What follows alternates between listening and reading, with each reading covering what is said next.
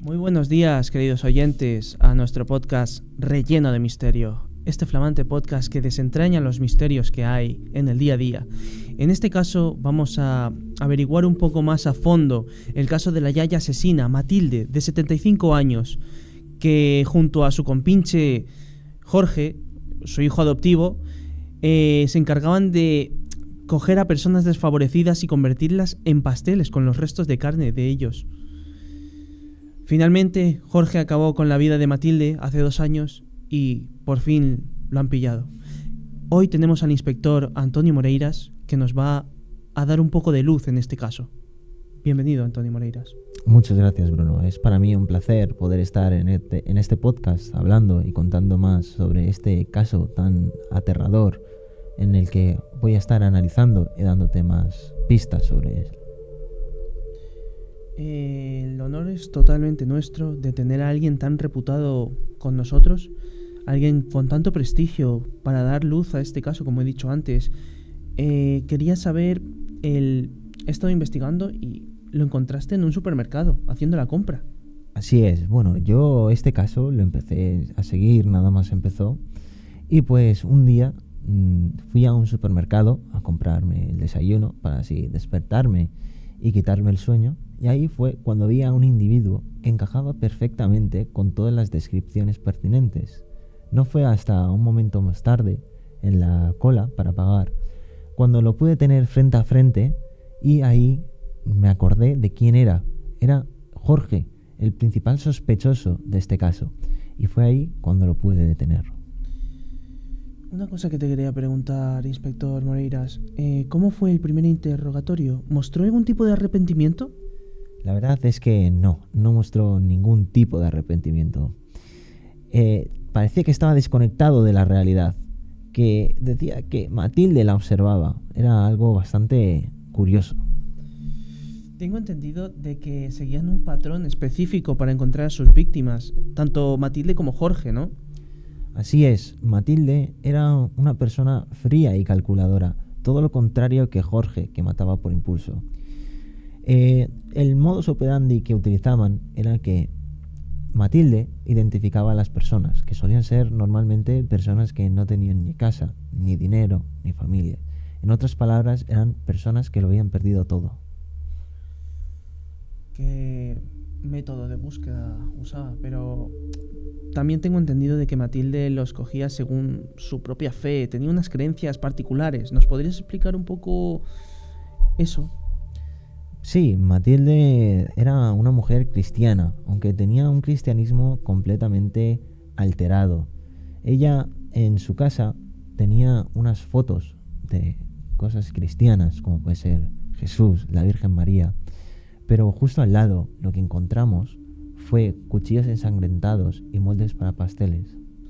O sea, que todo lo atribuía a su fe. O sea, tenía unas creencias y todo giraba en torno a esas creencias. Efectivamente, la verdad es que una cosa que nunca podremos saber es las razones por las que ella hizo eso. Y sobre todo, más que nada, porque ella creó un monstruo aún peor que ella, Jorge, quien lo crió. Es bastante escalofriante el saber que alguien que tiene una pinta de inocente, porque es un anciano de 75 años que no aparentaba tener esas aficiones, de repente consigue el impulso de matar gente con esa excusa, de ir a por el más débil encima. Sí, la verdad es que es un caso que nos impactó por esa parte. La verdad es que la gente no se lo podía creer. ¿Cómo podían creer que Matilde, esa señora tan amable y tan alegre, pudiese matar y cometer crímenes tan atroces? La gente pensaba que era puramente casualidad esas desapariciones. Lo pensaban hasta que la verdad salió a la luz. La verdad, ¿eh? Cuéntanos, inspector, ¿qué encontraron detrás de esa cocina?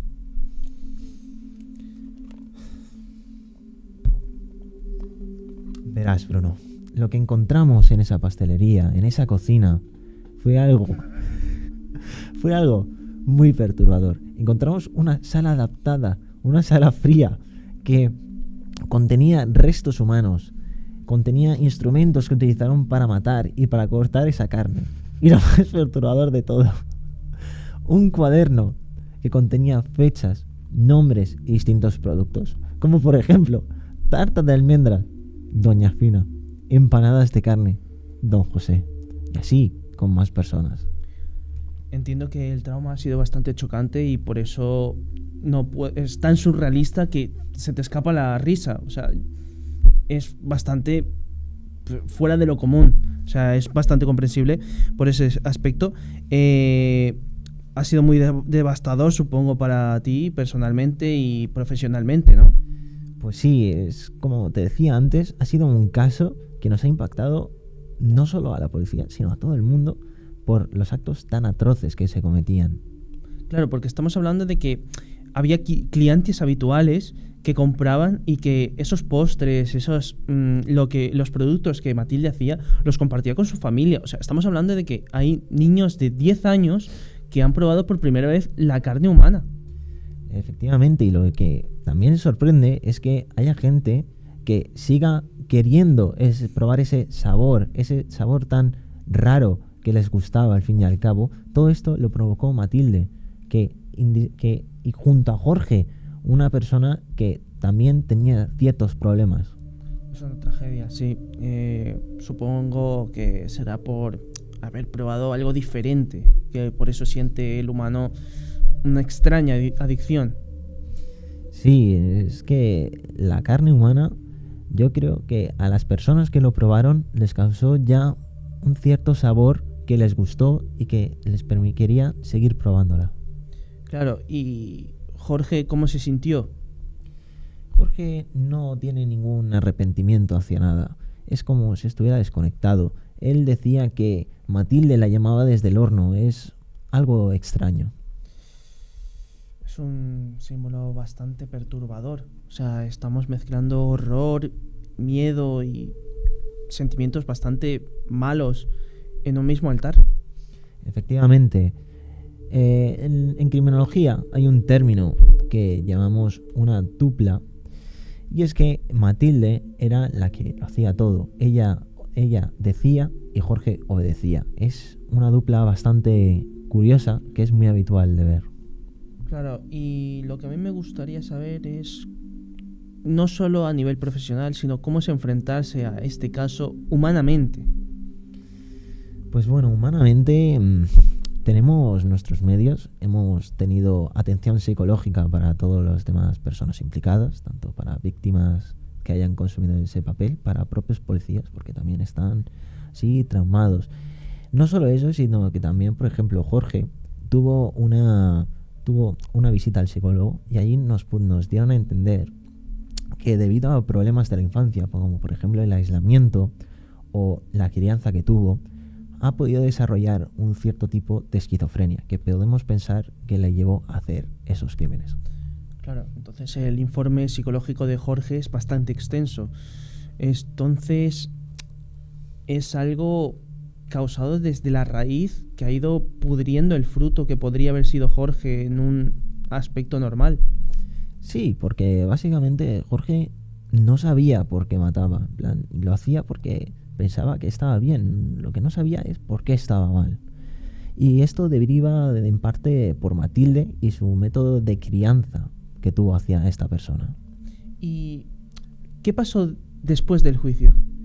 Pues bien, Jorge salió como culpable y recibió una cadena perpetua. No sintió, como ya te he mencionado antes, ningún remordimiento y piensa que lo volvería a hacer. Es alguien que psicológicamente es extrañamente extraño. Caramba. Sin duda es un caso bastante escalofriante. Hay partes en las que a cualquiera se le helaría la sangre de escuchar historias semejantes, pero ha sido un honor tenerte con nosotros y que nos expliques un poco de este caso, porque sé que habrá sido duro para ti redactar cosas que jamás te han ocurrido. Así que muchas gracias, inspector Antonio Moreiras. Muchas gracias a usted, Bruno, por haberme invitado a este podcast. Y pues quería también hacer reflexionar que la maldad no siempre está a simple vista. Puede que esté escondida detrás de una sonrisa amable como la que tenía Matilde, o puede que esté detrás de una bandeja de pastelitos. Muchas gracias. Eso ha sido todo el capítulo de hoy de Relleno de Misterio. No te olvides de mirar 2 veces en el postre. Nunca se sabe lo que te puedes encontrar detrás.